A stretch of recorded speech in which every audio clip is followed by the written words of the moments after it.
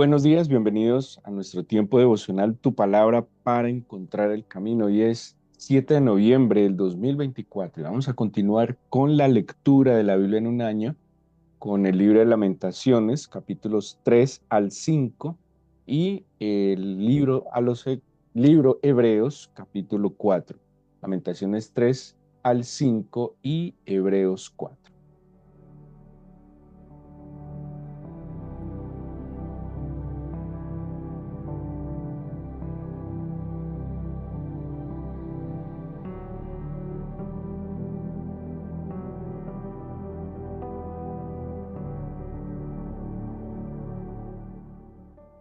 Pero les invito a que nos ubiquemos en el capítulo 4 del libro Hebreos, libro, carta, bueno, como lo hayan llamado.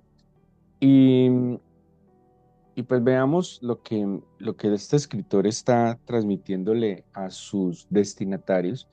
Eh, bueno, se le ha llamado libro o carta a los hebreos por el contenido. Es un contenido donde está escudriñando el sistema de culto de adoración del Antiguo Testamento establecido por Moisés en el desierto del Sinaí.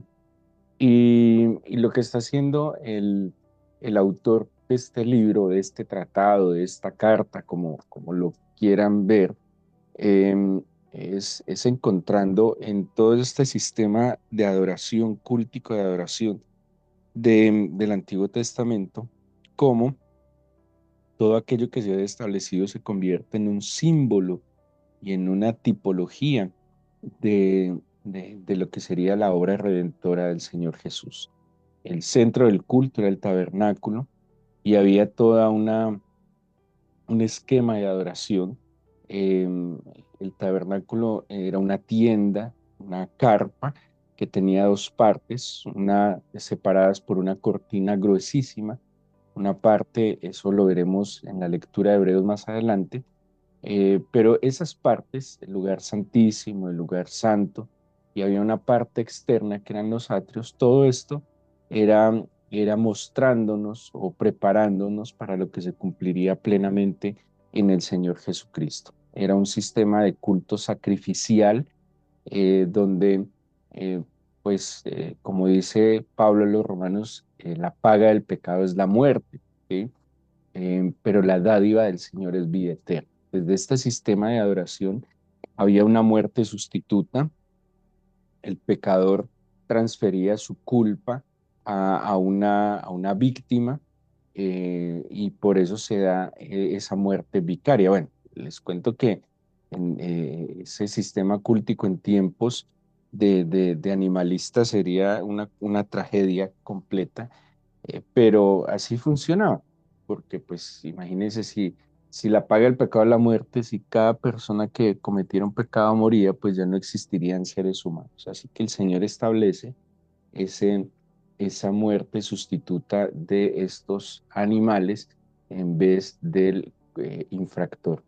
Ahora, por eso dice Juan, cuando ve al Señor Jesús, he aquí el Cordero de Dios que quita el pecado del mundo, porque el Señor Jesús cumple esa función, ese lugar, ocupa ese lugar que ocupaban los animales que se ofrecían en el tabernáculo, y el Señor Jesús lleva sobre sí todo el pecado nuestro, y alguien tenía que morir, alguien tenía que pagar. Él paga nuestra deuda, Él muere en nuestro lugar.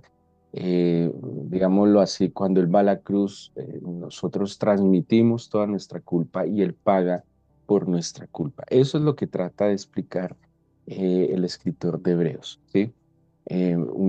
Como había un sistema de culto, un sistema de redención que no era perfecto porque se tenía que estar, cada año se sacrificaba pues el sacrificio del día del perdón, pero que el Señor Jesús, bueno, eso usa la Biblia, son las figuras literarias. El Señor Jesús es el Cordero, pero el Señor Jesús también es el tabernáculo, pero el Señor Jesús también es el sumo sacerdote, pero el Señor Jesús también nos provee su sangre. Bueno, el Señor Jesús está presente en todo lo que tiene que ver con el tabernáculo. Pero también, como el libro de Hebreos, por eso se le llamó así, porque el tema es netamente viendo en el Antiguo Testamento la obra del Señor. Sí, eso es lo que está interpretando, eso es lo que está haciendo el libro de Hebreos. Por eso parece dirigido a personas que conocieran claramente, que estuvieran familiarizadas con este tema. Seguro que los nuevos cristianos que venían de origen griego o de otras nacionalidades no tenían ni idea de todo esto que menciona este libro, pero personas que fueran de origen hebreo seguramente conocen todo esto que el autor les está expresando. Todo lo que tiene que ver con las promesas, todo lo que tiene que ver con el pueblo de Israel en el Antiguo Testamento y seguramente pues así lo entendí. Por eso yo les mencionaba, les decía ayer que es muy difícil la comprensión de este libro si no hemos tenido un acercamiento al Antiguo Testamento. Así que la mejor manera de entenderlo es también escudriñando el Antiguo Testamento. ¿Qué tenemos en el capítulo 4? Dice el versículo 1: temamos pues no sea que permaneciendo aún la promesa de entrar en su reposo, dice, alguno de vosotros parezca no haberlo alcanzado.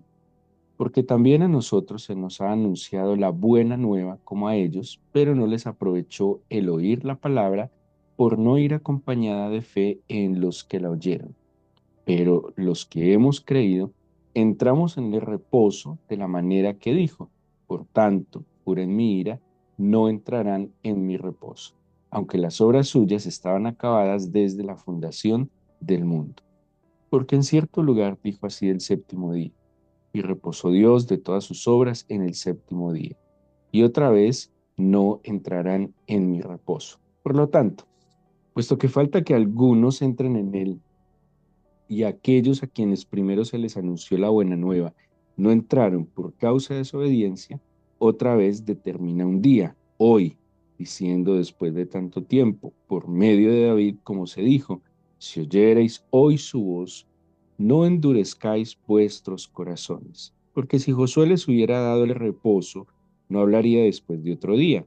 Por tanto, queda un reposo para el pueblo de Dios, porque el que ha entrado en su reposo también ha reposado de sus obras como Dios de las suyas. Procuremos pues entrar en aquel reposo para que ninguno caiga en semejante ejemplo de desobediencia, porque la palabra de Dios es viva y eficaz y más cortante que toda espada de dos filos y penetra hasta partir el alma y el espíritu, las coyunturas y tuétanos, y discierne los pensamientos y las intenciones del corazón. Y no hay cosa creada que no sea manifiesta en su presencia. Antes bien, todas las cosas están desnudas y abiertas a los ojos de aquel a quien tenemos que dar cuenta. Bueno, lo leí todo para que tengamos una mejor comprensión de este pasaje de la Biblia.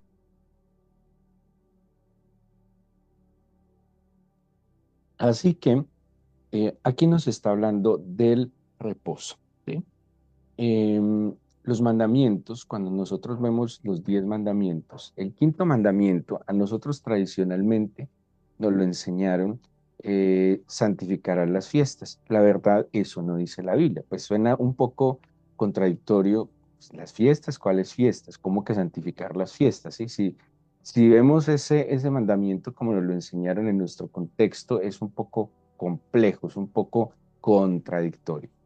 La verdad, en la Biblia, ese quinto mandamiento habla es de guardar y santificar el día de reposo, ¿sí?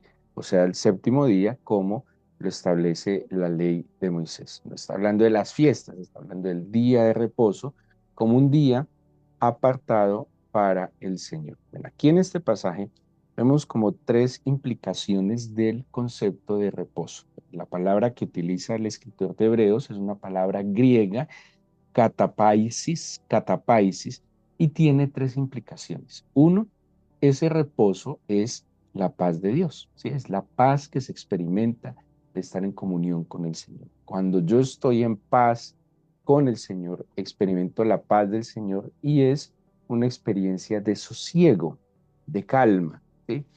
Seguramente han escuchado la expresión paz en la tormenta. ¿Cómo puede tener alguien paz en medio de una tormenta? Ese sosiego, esa tranquilidad que proviene de la comunión con el Señor tiene que ver con reposo, ¿sí? Generalmente cuando estamos en medio de dificultades, en medio de desafíos, pues el corazón está angustiado, va de aquí para allá, divaga, estamos llenos de ansiedad y aquí nos está diciendo el autor de Hebreos, o en la connotación que tiene esta expresión es estar experimentando la paz de Dios. Tú estás en el reposo del Señor cuando estás experimentando la paz del Señor. Pero también ese reposo tiene que ver con una promesa. ¿Cuál promesa? La tierra prometida. Ellos estaban esclavos en Egipto. Desde Abraham el Señor había prometido una tierra. Esa promesa implicaba, claro, es muy difícil em, poderse establecer de manera, ellos eran principalmente nómadas, ¿sí? Entonces era muy difícil establecerse como nación divagando por el mundo. Así que esta promesa, que era la tierra que el Señor había puesto delante de ellos, era también ese reposo. Llegar a la tierra prometida era alcanzar de alguna manera ese reposo. Ahora, llevémoslo a la práctica, la promesa. La promesa, el alcanzar esa promesa implicaba reposo, ¿sí? Y lo tercero es lo que nos plantea la Biblia de ese reposo del Señor. Hay una particularidad. En el Génesis, em, por eso la cuenta, como los hebreos, como cuentan los días, tiene que ver con el Génesis. Porque en el Génesis, si usted mira el capítulo uno de Génesis nos está hablando de la creación. Cuando empieza el Señor a crear cada cosa, cuando termina ese día, dice, por ejemplo, el versículo 5 de Génesis uno: llamó Dios a la luz día, a las tinieblas llamó noche, y fue la tarde y la mañana un día.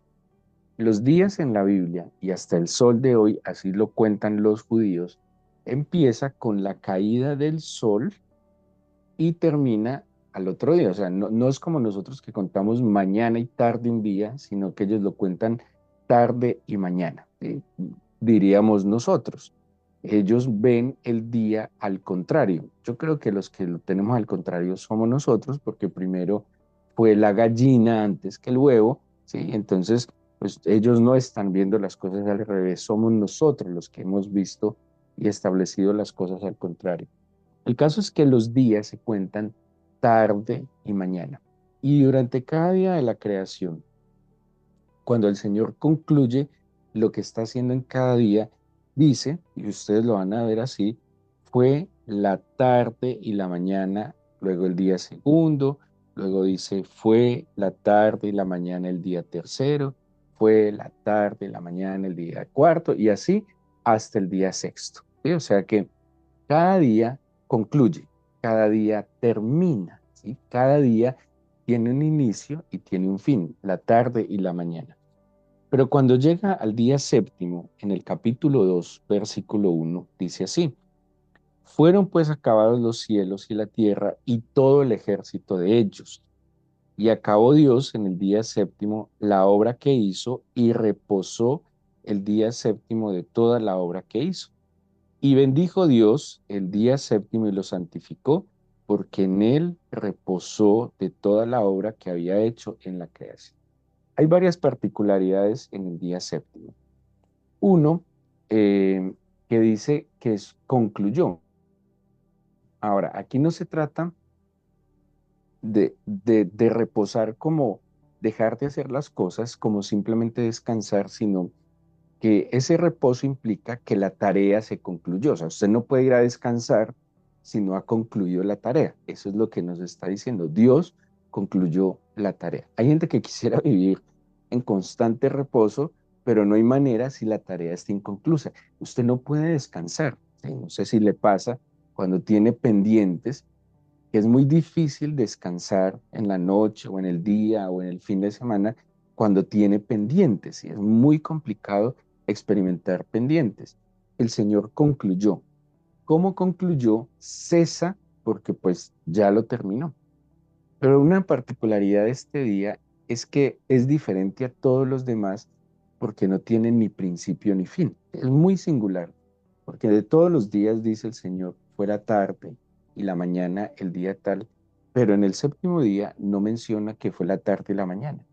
O sea, es como un día eterno, es como, y así lo han interpretado también los rabinos, el séptimo día es el día de Dios porque es eterno, ¿sí?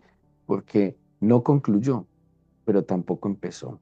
Y es el día en que Él puede ver o experimentar la satisfacción de la tarea cumplida. Y esto es aquí muy importante. Lo que está exhortando Hebreos es que ellos no han podido experimentar que la tarea está cumplida. ¿De quién es la tarea del Señor? Porque quien salvó, quien perdonó, quien lideró es el Señor. Y todo tiene que ver también con la palabra del Señor. Entonces, con esto en mente, el séptimo día, volvamos a la idea que traía. Ese reposo implica la paz de Dios, implica una promesa, pero también implica el tiempo eterno del Señor. ¿Sí? El Señor hoy experimenta que la tarea fue conclusa. Incluso el término del Señor Jesús cuando muere en la cruz es que la tarea se concluyó cuando dice todo ha sido consumado. Por eso Hebreos también dice que el Señor es el autor y el consumador de la fe, porque todo fue consumado. El Señor en la cruz, ¿se acuerdan? Dijo, consumado es, o sea, la tarea se ha concluido. El Señor Jesús entra en el reposo del Padre que había terminado toda la tarea creadora. Entonces el Padre concluye toda la tarea creadora, entra en el reposo, el Hijo concluye toda la tarea redentora, entra en ese reposo. Y nosotros por el Espíritu del Señor es que podemos entrar también a esa paz de Dios, alcanzar y disfrutar la promesa y entrar en esa línea, digámoslo de alguna manera, de la eternidad del Señor, en su presencia, en su comunión. Este reposo entonces es esa promesa que el Señor le da a su pueblo. Los israelitas, y es lo que le está diciendo aquí el autor de Hebreos, no entraron en este reposo. ¿Por qué? Porque endurecieron su corazón, porque no oyeron con fe, porque desobedecieron. Sí, eso es lo que les está diciendo. Había un reposo que estaba basado en la promesa, pero los israelitas lastimosamente no entraron en ese reposo. ¿Sí? Pedro también nos plantea esto. Dice, está la promesa. La promesa está basada en la palabra del Señor. Promesa es un compromiso, ¿sí?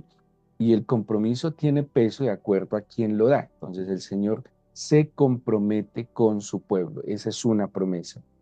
Si yo oigo esa promesa con fe, o sea, yo creo en esa promesa. Si tú me dices una gran promesa, ¿cuál es la gran promesa del Padre, el Espíritu Santo? La gran promesa del Hijo, el Espíritu Santo. Si yo oigo y atiendo de que a mí se me dio la oportunidad de vivir en el Espíritu, eso que escucho, al oírlo con fe, me es provechoso. Y al oírlo con fe, puedo disfrutar de esa gran promesa que es el Espíritu del Señor que me fue dado. El Espíritu del Señor que me fue dado, de eso hablamos un poco el domingo, implica la presencia misma del Señor en mí. Y hemos venido hablando en estos días sobre el arca del pacto y lo que allí está en la presencia del Señor. O sea que el Espíritu del Señor en mí es instrucción. En las tablas en el arca del pacto están las tablas de la ley y dice la Biblia que el Espíritu en mí graba la ley en mi corazón. O sea que el Espíritu Santo en mí es instrucción y dirección. Pero el Espíritu Santo en mí, esa gran promesa del Padre, también es autoridad. ¿Sí? El Señor me reviste de su autoridad. Y no estoy hablando de una autoridad para dominar a nadie, no estoy hablando de una autoridad para, digámoslo, avasallar a nadie, sino que el Señor le dio una autoridad a los discípulos y era sobre las obras del mal, sobre el maligno, autoridad sobre la enfermedad, autoridad sobre, digámoslo así, las estructuras del mal, ¿sí? Él me dio autoridad para servir y esa autoridad es mi cobertura y mi amparo. pero el Espíritu Santo en mí, la gran promesa del Padre en mí, además entonces de que me da instrucción y dirección, de que me da autoridad y protección, también me está dando provisión, porque Él es el pan que del cielo descendió y el Espíritu Santo en mí, la gran promesa del Padre, me llena, me satisface, me sacia. La mujer samaritana decía, dame de esa agua para que no vuelva a tener sed jamás. El Espíritu Santo es el torrente de agua viva que sacia mi sed. Esa es la gran promesa del Padre. ¿Qué pasa? Si yo no atiendo con fe a la promesa, no me aprovecha. Si no me es provechosa, no entro entonces en ese reposo. Eso fue lo que le pasó al pueblo de Israel. No escuchó con fe, no le fue provechoso. Por el contrario, desobedecieron porque se endureció su corazón y quedaron divagando en el desierto. No entraron ni en la paz de Dios, no disfrutaron ni la promesa del Padre y no pudieron disfrutar de la presencia del Padre. ¿Qué exhorta entonces el libro de Hebreos? Hoy, ¿sí? Dice, si oyereis hoy su voz, no endurezcáis vuestros corazones. Tenemos la oportunidad nosotros de oír atentamente. Hay una promesa. El Señor dijo en el Evangelio de San Juan, conviene que yo me vaya, conviene que yo me vaya, porque cuando yo me vaya enviaré otro consolador que ya no solo estará con ustedes, sino que estará en ustedes. Nosotros no podemos vivir una vida espiritual, o sea, no podemos ser cristianos teóricamente. Esto no se trata de teoría. Esto no puede ser un tema conceptual. Esto es un tema de experiencia. Y la única manera de vivir la fe, el cristianismo como experiencia es en el Espíritu del Señor. Yo me puedo saber de memoria la Biblia del Génesis al Apocalipsis y hacer interpretaciones, estudios, análisis muy complejos. Pero si yo no estoy disfrutando de esa promesa del Padre, no tiene sentido. La Biblia habla del amor y dice que si no hay amor no tiene nada, no tiene sentido. Dios es amor y la más grande manifestación del amor del Señor al ir Jesucristo a la cruz y morir por nuestros pecados es que nos dejó su espíritu. El espíritu del Señor es ese eterno reposo. Pero piensa en algo. ¿De qué le sirve a alguien que el séptimo día no haga nada? ¿Sí? El séptimo día no produzca, no trabaje, eh, bueno, que vaya a su iglesia, lo que sea, pero no vive en el espíritu. Aún sigue en angustias, en desesperos, en preocupaciones, en frustraciones, en amarguras, en discusiones sin sentido, en banalidades. Eso no es el reposo del Señor. El reposo del Señor es aquel que experimenta su paz, que alcanza la promesa y que disfruta de su presencia. ¿Por qué? Porque oyó con fe, porque le aprovechó y porque disfruta de la gloria del Señor en él. Y al disfrutarla, al haberla experimentado, la procura día a día. El ser humano, en medio de lo necio que es, pero también es muy inteligente, cuando encuentra algo bueno que le aporta para la vida, que le ayuda a crecer, una experiencia transformadora, seguro que la va a procurar a pesar de que experimente una inercia que lo quiere alejar, pero él entiende que hay algo mejor. Cuando usted experimenta esa gran promesa del Padre que confirmó el Hijo, que es su presencia a través de su Espíritu, usted va a procurarla, va a esforzarse y va a querer estar en ese eterno reposo. Muy, muy especial, porque esa vida en el Espíritu, el cederle el control de mi corazón al Espíritu del Señor, pues me permite disfrutar de esa eternidad aquí y ahora en el tiempo presente. Ahora, no es fácil porque hay tantos apegos a lo material, hay tantos apegos al placer a este mundo, que hay cosas que no queremos dejar. Vivir en el Espíritu del Señor es tanto, implica una vida que es diferente, una vida que es exclusiva para el Señor. ¿Sí? No es mojigatería de ninguna manera, Es una vida de poder, es una vida, dice San Pablo a Timoteo, de poder, de amor, de dominio propio. Es una vida de libertad, ¿sí? No de libertinaje, es una vida de libertad. Y esa es la gran promesa del reposo que el Señor nos está ofreciendo. Hoy es el día. Al final, en el versículo 12, habla de la contundencia de la palabra del Señor. Pero ¿cuándo es contundente la palabra del Señor? Cuando yo oigo con fe, creo y dejo que el Espíritu del Señor me enseñe y me ministre. La palabra del Señor es viva y es eficaz, describe, y más cortante que toda espada de dos filos. O sea que si la palabra del Señor es viva y eficaz, es dinámica, no se quedó estancada en el tiempo, es efectiva hoy y será efectiva en 10 años y será efectiva en 20 años porque es dinámica y tiene ese poder. La palabra del Señor sí tiene ese poder de, como dice el Salmo 19, de iluminar, de transformar, de dar sabiduría, de fortalecer, de sanar. Tiene el poder la palabra del Señor. Y dice cortante y penetrante. ¿Qué penetra?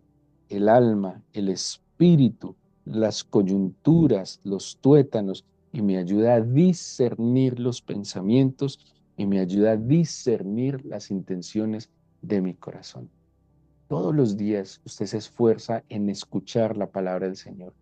Dice la Biblia que la palabra del Señor no vuelve vacía. Dice la Biblia que la palabra del Señor tiene poder de transformación y que la palabra del Señor aumenta su fe. Y de esa manera usted va a poder oír provechosamente la promesa que el Señor tiene. Ahora, ¿hay otras promesas? Claro que sí.